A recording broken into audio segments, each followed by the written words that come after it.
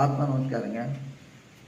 இப்போ நான் வந்து ஸ்ரீ மகா குருபுராண சாமியோட ஆசிரமத்தில் தங்கியிருக்கிறேன்.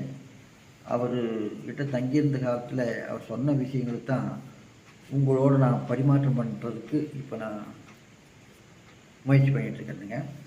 நான் சொல்கிற கருத்து கவனமாக கேளுங்க, உங்களுக்கு உபயோகம் உள்ளதாக இருக்கும்.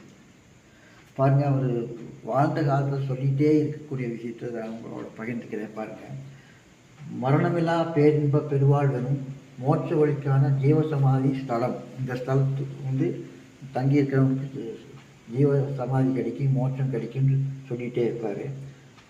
அந்த அட்ரஸ் தான் இது. ஸ்ரீ மகா குருபுராண சாமி பேரியன்பு தபவனம், குளத்தூர், வெங்கடாபுரம், கோவை 6462. செல் நம்பர் வந்து 9486207916.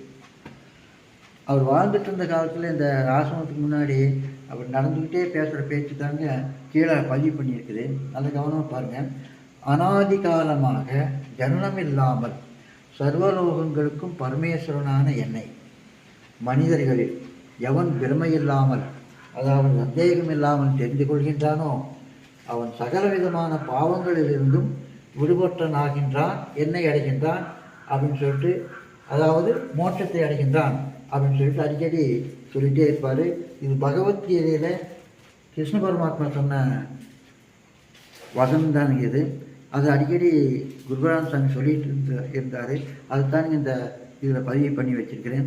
இதனுடைய முழுமையான அர்த்தம் என்னன்னா, சதா காலமும் ஈஸ்வரனை சதா நினச்சிக்கிட்டே இருந்தால் கண்டிப்பாக மோட்சம் வரும் அப்படிங்கிற கருத்தை வலியுறுத்தி தான் சாமி சொல்லிகிட்டே இருந்தார்.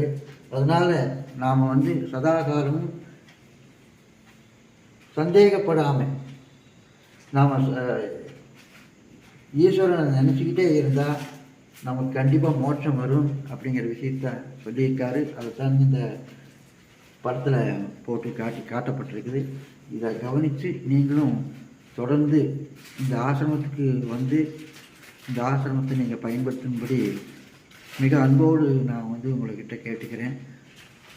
நல்ல ஆசிரமம், இங்கே சொல்லக்கூடிய கருத்துக்கள் நல்லா இருக்கும். அது மட்டும் அல்லாமல் இந்த உபதேச முறை தெளிவாக சொல்லப்படுதுங்க.